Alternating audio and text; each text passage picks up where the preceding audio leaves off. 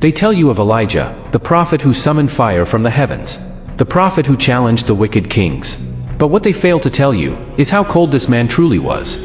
Elijah was no mere prophet. He was a warrior of the Almighty, a lion in the wilderness, unafraid to bare his fangs in the face of darkness. On Mount Carmel, the ground shook under the weight of his challenge. He stood there, looking down at the assembly of 450 false prophets. All the people gathered to watch the dance of death, to see whose God would answer. With a voice like a whip cutting through the silence, he challenged them all. How long will you waver between two opinions? If the Lord is God, follow him.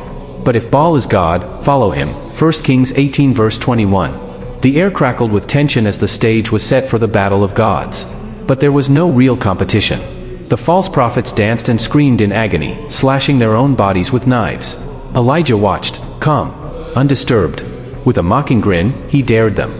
Cry louder, perhaps he's asleep, or on a journey. The prophets of Baal danced, prayed, begged, but their God was silent. Then, Elijah stepped forward. No hesitation. No fear.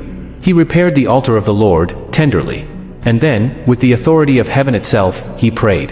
And the heavens answered. Not a flicker nor a spark.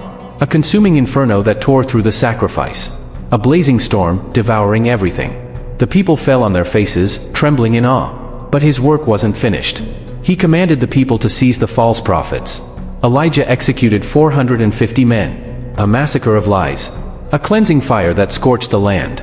The false prophets were eradicated. With them the false gods. And that's when you realize? It was never about Elijah. The fire. The storm. The destruction. None of it was his own. His power was borrowed, granted by the Almighty. It was about the God of Israel. Elijah was merely the vessel. Because in the end, it was never Elijah who was dangerous. It was the God who was with him.